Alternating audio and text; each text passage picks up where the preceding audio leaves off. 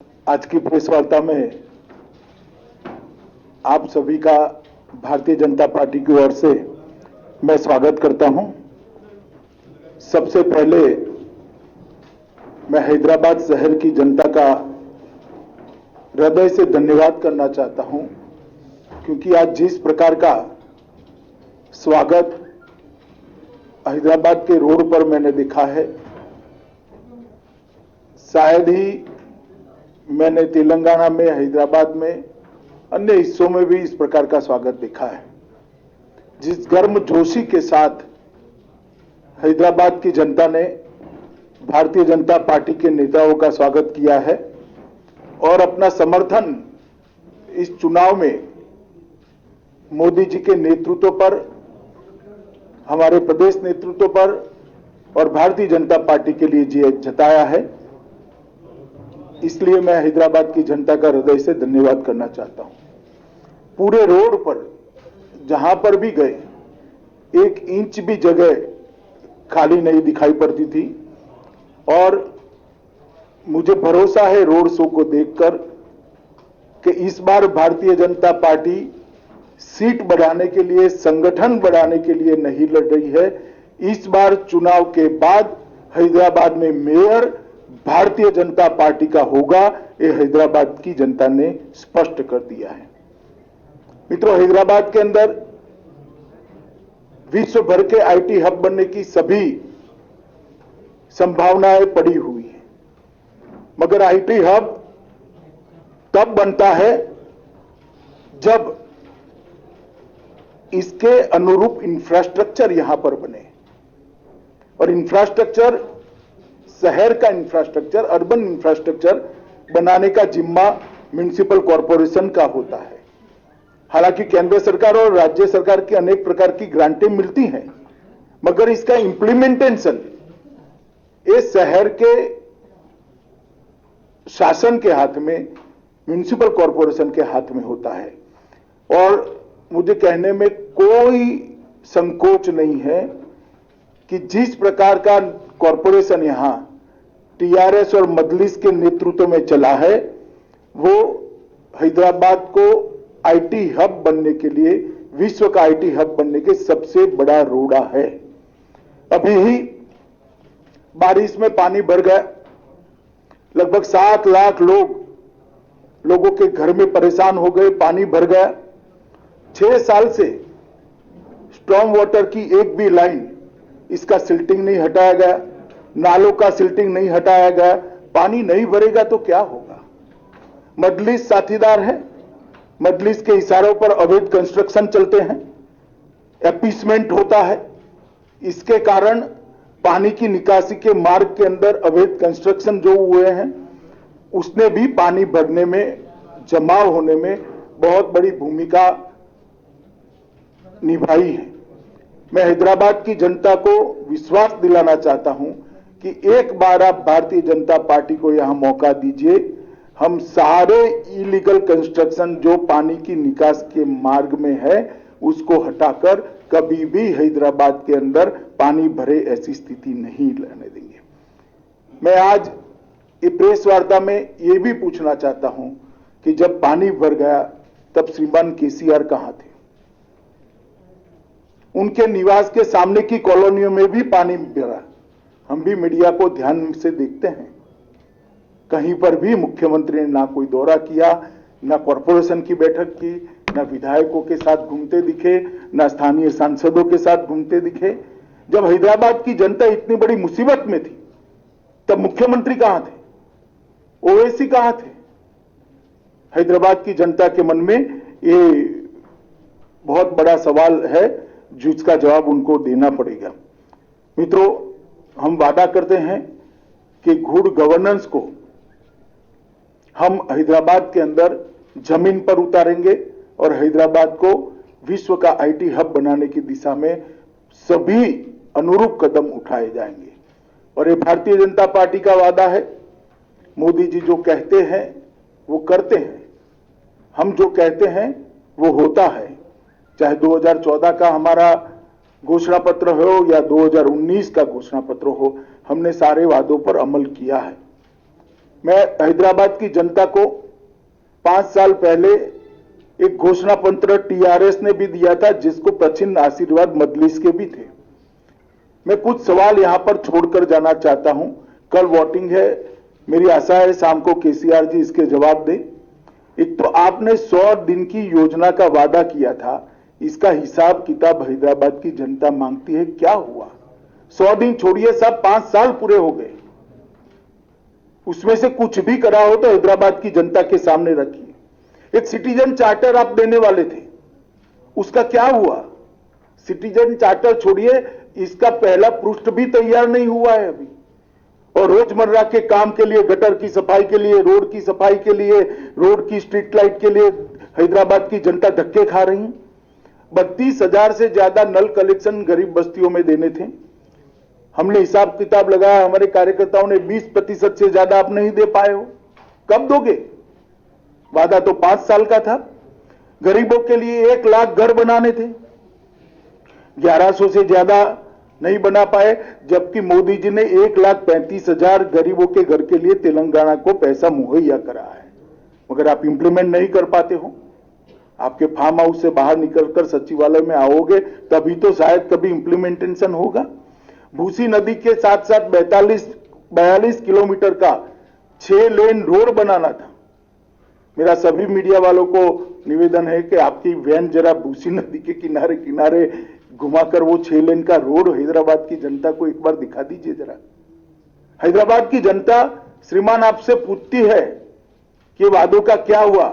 15 dump yard बनाने थे, एक डंप यार्ड का बोर्ड भी तो दिखा दीजिए। कहां गए वो 15 डंप यार्ड? 4 प्रेक्षागृह रविंद्र भारती की तर्ज पर आप बनाने वाले थे, क्या हुआ? 10,000 करोड़ की एक योजना लेकर आए थे आप, कहां गया 10,000 करोड़? कब खर्च किया? म्युनिसिपल कॉर्पोरेशन के बजट का योग भी बना ले तो इतना नहीं होता है। एक हुसैन सागर को स्वच्छ तालाब बनाने का, एक स्वच्छ स्पॉट बनाने का, टूरिस्ट स्पॉट बनाने का वादा किया था। मैं अभी अभी हुसैन सागर के पास से आया हूं, आप हर रोज जाते हैं, मैं इसके बारे में कोई और टिप्पणी नहीं करना चाहता। गांधी और उस्मानिया हॉस्पिटल की तर्ज पर 4 नए अस्पताल बनाने थे, हमें तो दिखाई नहीं दिए। मोदी जी ने एम्स में मेडिकल कॉलेज दिया, मजदूरों की जो अस्पताल है इसमें भी मेडिकल कॉलेज दिया और अस्पतालों को कंप्लीट करने का काम मोदी जी ने किया। अरे साहब वो तो छोड़िए, आपने कुछ नहीं किया। मोदी जी ने एक आयुष्मान भारत योजना लाए हैं जिसमें हैदराबाद के अर्बन गरीब के लिए 5 लाख रुपए की पूरी हेल्थ का खर्चा भारत सरकार उठाने वाली है। आपने पॉलिटिकल रीजन से मोदी जी हैदराबाद में लोकप्रिय हो जाए इसलिए उसका भी इंप्लीमेंटेशन नहीं किया और हैदराबाद के गरीब को आपने 5 लाख रुपए के स्वास्थ्य योजना से महरूम रखा है।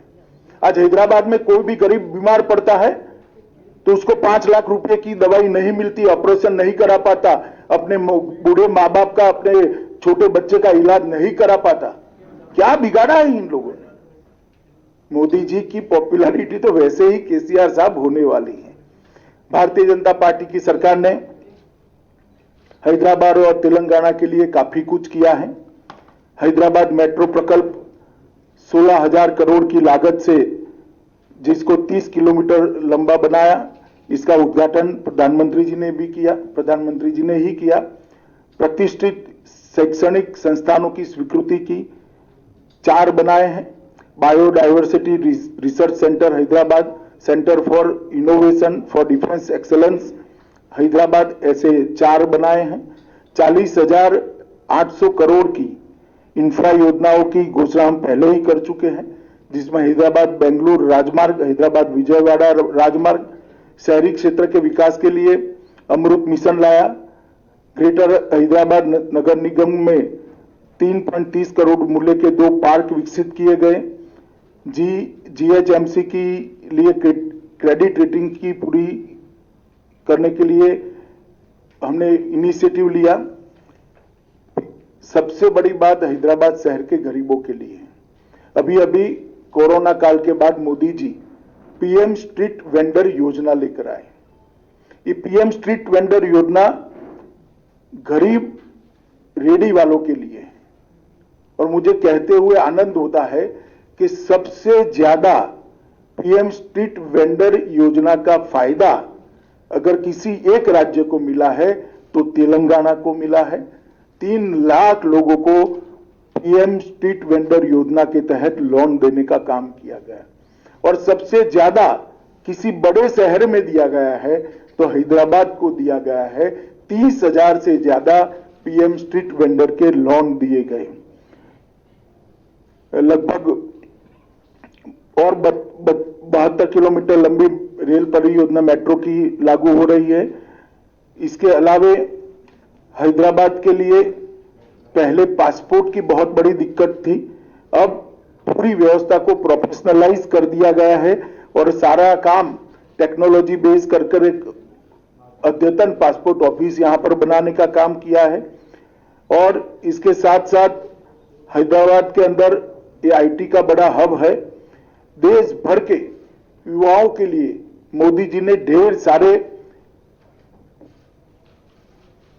योजनाएं और ढेर सारे प्लेटफॉर्म उपलब्ध कराए हैं।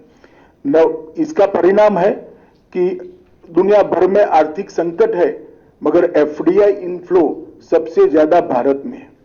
एफआईआई इनफ्लो भी नवंबर में रिकॉर्ड जगह पे पहुंचा है। आईटी सेक्टर का इन्वेस्टमेंट जो हो रहा है इसका सबसे बड़ा फायदा हैदराबाद को हो रहा है। हमने देखा है कि हैदराबाद में भारत की योजना और प्रधानमंत्री जी के सबसे संपर्क से कई बड़ी बड़ी कंपनियां आकर्षित होकर यहां पर अपना इन्वेस्टमेंट किया है और मेक इन इंडिया की चमक भी हैदराबाद के अंदर बढ़ी है। मोदी जी ने एक बहुत बड़ा रिफॉर्म किया है। अब न केवल वर्क फ्रॉम होम, इसकी जगह वर्क फ्रॉम एनीवेयर के लिए रास्ता खुला है और इसका सबसे बड़ा फायदा हैदराबाद के युवाओं को होने वाला है, जो आईटी प्रोफेशनल है उनको होने वाला है। ये मिनी भारत है। भारत भर के युवा यहां आते हैं, इनको वर्क फॉर होम की साथ साथ वर्क फ्रॉम एनीवेयर, ये योजना का सबसे बड़ा फायदा अगर किसी एक शहर के युवाओं को होना है तो वो हैदराबाद को होना है। स्टार्टअप के लिए भी बहुत ध्यान दिया गया है। ढेर सारी प्रायोरिटी में डिटेल में जाना नहीं चाहता, मगर स्टार्टअप को मोदी जी ने खुद एक थ्रस्ट देकर एक नए उद्यमियों के लिए एक बहुत बड़ा प्लेटफॉर्म तैयार किया है। इसका भी सबसे बड़ा फायदा हैदराबाद को होने वाला है। स्टार्टअप्स के लिए व्यापार में आसानी हो, इसके लिए एक नया बिजनेस फ्रेंडली इकोसिस्टम तैयार कर बहुत तेजी से इस पर आगे बढ़े। ईज ऑफ डूइंग बिजनेस के अंदर भारत ने ग्लोबल रैंकिंग में बहुत बड़ी जंप लगाई है और इसके साथ साथ इनोवेशन इंडेक्स में भी हमारी रैंकिंग बहुत बेहतर हुई है। मित्रों, इस सबके कारण हैदराबाद जो मिनी भारत है, मिनी इंडिया है, इसके युवा प्रोफेशनलस को बहुत, उनके लिए क्षितिज बहुत बड़ी खुली है और इसका फायदा हो रहा है। मित्रों, मैं अंत में इतना ही कहना चाहता हूं कि मेरे साथ हमारे प्रदेश का नेतृत्व बैठा है। मैं आपको हैदराबाद की जनता को भरोसा दिलाना चाहता हूं कि हम हैदराबाद को नवाब निजाम कल्चर से मुक्त होकर एक मिनी इंडिया बने ऐसा शहर बनाने की दिशा में आगे बढ़ेंगे।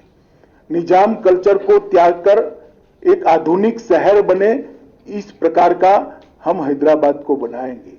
यहां किसी का अपीसमेंट नहीं होगा, किसी के साथ अन्याय भी नहीं होगा। इस प्रकार की नई कार्य संस्कृति का विकास हम यहां पर करेंगे। हम डायनेस्टी से डेमोक्रेसी की ओर जाना चाहते हैं, चाहे ओवैसी साहब की पार्टी हो, चाहे टीआरएस की पार्टी हो। हमें तो बहुत सवाल करती हैं, मगर मैं पूछना चाहता हूं कि इतने बड़े तेलंगाना में आपके परिवार के अलावे आपको कोई नहीं मिलता है जी? आपके बाद आपका परिवार ही क्यों आता रहता है और किसी में टैलेंट ही नहीं है? हम डायनेस्टी से डेमोक्रेसी की ओर देश के लोकतंत्र को ले जाना चाहते हैं, हैदराबाद और तेलंगाना को ले जाना, भ्रष्टाचार से पारदर्शिता की ओर ले जाना चाहते हैं। भ्रष्टाचार सारी सीमाएं लांघ गया। अपने अपने रहन सहन को देख लीजिए तो आपको मालूम पड़ेगा कि किस प्रकार का भ्रष्टाचार तेलंगाना की जनता ने सहन किया है। तुष्टीकरण से हम सम विकास की ओर जाना चाहते हैं। किसी का अपीसमेंट नहीं करेंगे, सबको बरोबर मौके मिलेंगे। और हैदराबाद की जनता का बहुत बड़ा हिस्सा जो अपमानित महसूस करता है अपने आप को, उनको हम भरोसा दिलाना चाहता है किसी की भी हिम्मत नहीं होगी आपको दोयम दर्जे के नागरिक बताने की। इस प्रकार का सम विकास का हम वातावरण करेंगे। बाढ़ से डूबे शहर को बाढ़ मुक्त शहर बनाना चाहते हैं। और मैं एक सवाल फिर से श्रीमान चंद्रशेखर राव जी से पूछना चाहता हूं, ये मजलिस के साथ आप जो समझौता करते हो, इसमें हमें कोई आपत्ति नहीं है, कोई आपत्ति नहीं। कर सकता है, लोकतंत्र में कोई भी व्यक्ति किसी के साथ भी जाता है, मगर गुप्त समझौता क्यों करते हो? इतनी हिम्मत क्यों नहीं है कि मजलिस के साथ खुलेआम सीट शेयरिंग कर लड़े? एक कमरे के अंदर इलू इलू कर आप सीटें बांटते हो। सार्वजनिक रूप से हैदराबाद की जनता के सामने अभी भी प्रचार में 1 घंटा बाकी, कह दीजिए कि हां हमारा मजलिस के साथ समझौता है। क्यों हिम्मत नहीं है आपकी? इसका जवाब केसीआर और मजलिस दोनों ने होना चाहिए। और मित्रों, मैं मानता हूं कि आज सरदार पटेल के कारण ही ये हमारा तेलंगाना यहां से लेकर मराठावाड़ा तक और हैदराबाद भारत के साथ जुड़ा हुआ है। जिन्होंने उस वक्त पाकिस्तान में जाने की मुहिम चलाई थी, वो सभी संस्कृति से, ये निजाम संस्कृति से हम मुक्त कर एक विकसित शहर हैदराबाद को देना चाहते हैं। इसलिए मेरी हैदराबाद की जनता से करबद्ध निवेदन है कि एक मौका भारतीय जनता पार्टी को दीजिए।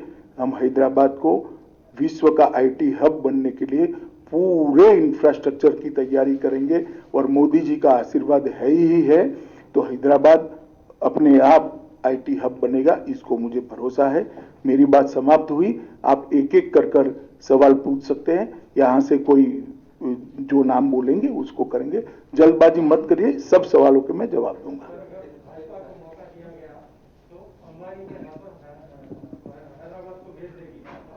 है भाजपा को अगर मौका दिया तो हैदराबाद को अंबानी के हाथों बेच देगी, क्योंकि उसका नारा बेचो इंडिया हो चुका है। एलआईसी को बेच रही है, रेलवे को बेच रही है, हर सार्वजनिक क्षेत्र को स्वयं को बेचने के कगार पर लगी हुई है। चलिए साहब, ये सबको इसका जवाब मालूम है। भारतीय जनता पार्टी कोई एक म्युनिसिपल कॉर्पोरेशन में सत्ता में आने वाली पार्टी नहीं है। हमारा इस देश के 17 से ज्यादा राज्यों में शासन है, केंद्र में कई बार हम शासन में रहे हैं। हमें देश की जनता जानती है और बार बार वोट भी देती है। जो ये आरोप लगाते हैं, उन्होंने आत्मचिंतन करना चाहिए कि उन्होंने क्या करा है। सर, ओवैसी ने कहा है कि अगर यहां पर इलीगल रोहिंग्या पाकिस्तानीज या बांग्लादेशीज रहते हैं तो होम मिनिस्टर अमित शाह क्या कर रहे हैं, कार्रवाई क्यों नहीं करते? भाई, मैं जब कार्रवाई करता हूं तब तो हाय तौबा करते हैं पार्लियामेंट में। देखा नहीं है आपने कितनी बड़ी आवाज में रोते हैं?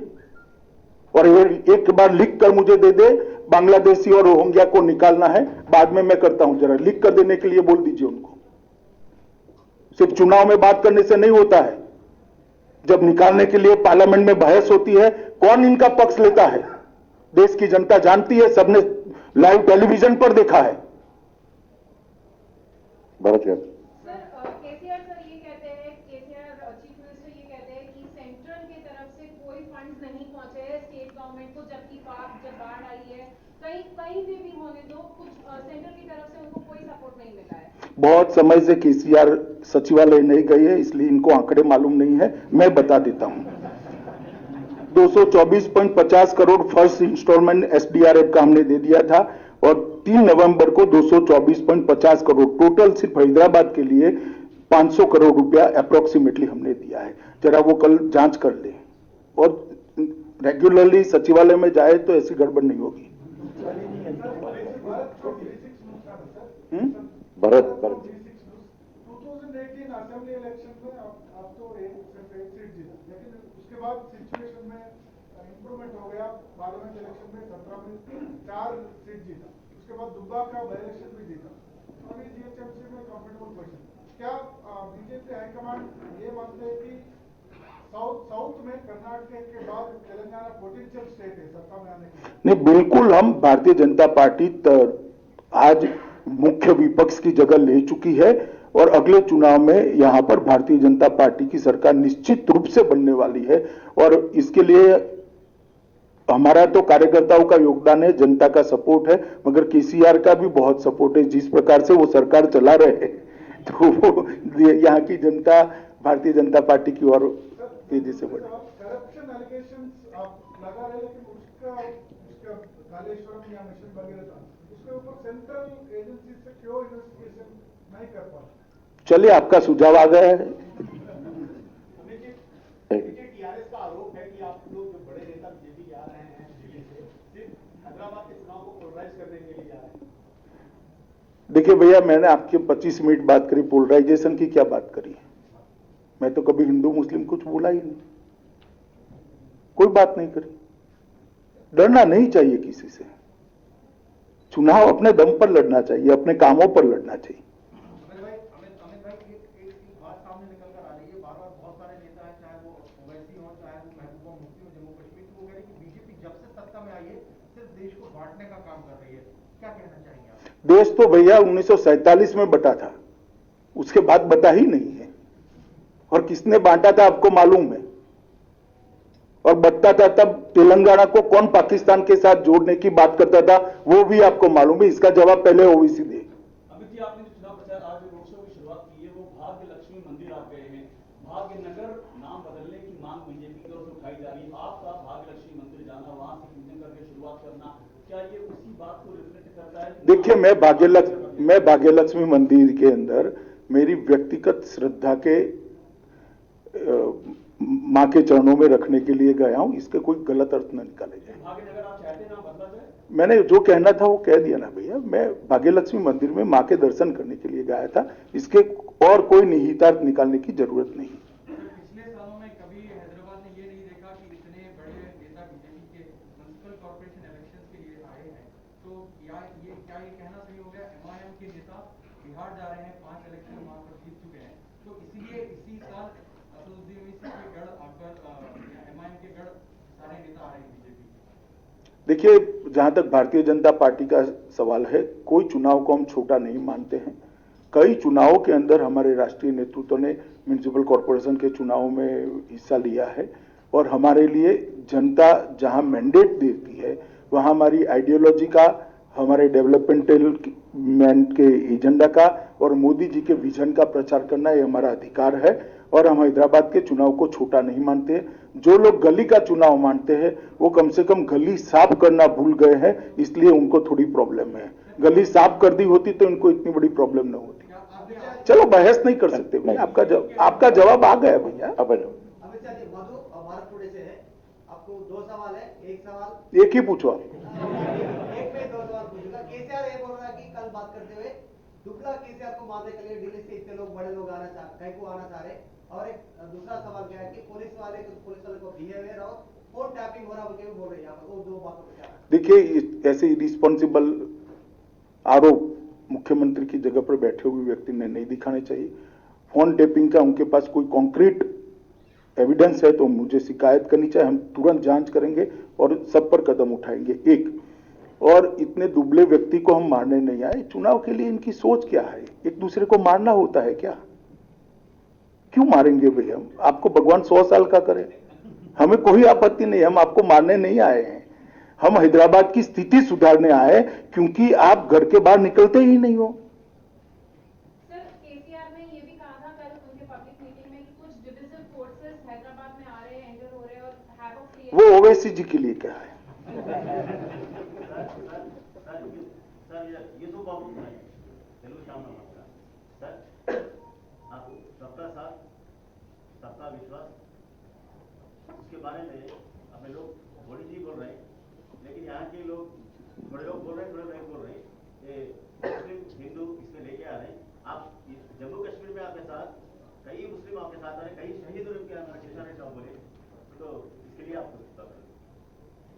नहीं, मैं सवाल ही नहीं समझा। हाँ, तो सबका साथ सबका विकास है ही। हमने गैस, सुनिए ना, हमने गैस के सिलेंडर दिए, ना हिंदू देखा ना मुसलमान, सबके यहाँ गए। शौचालय दिया, ना हिंदू देखा ना मुसलमान, सबके यहाँ गए। बिजली का कनेक्शन दिया, ना हिंदू देखा ना मुसलमान, सबके यहाँ गए। ना क्रिश्चियन देखा ना सिख देखा। तो सबका साथ सबका विकास है ही। इसमें कहाँ दुविधा है?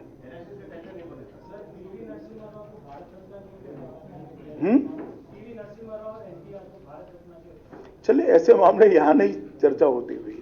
सर, क्या आप हैदराबाद की जनता को ये आश्वासन दे सकते हैं कि अगर बीजेपी जीएचएमसी में आती है तो मोदी जी के तमाम स्कीम्स जो है वो इम्प्लीमेंट होंगे हैदराबाद के अंदर? 100% स्कीमें इंप्लीमेंट होगी और जो करप्शन बंद हो जाएगा, इससे म्युनिसिपल कॉर्पोरेशन का बजट भी काफी बढ़ जाएगा काम करने के लिए।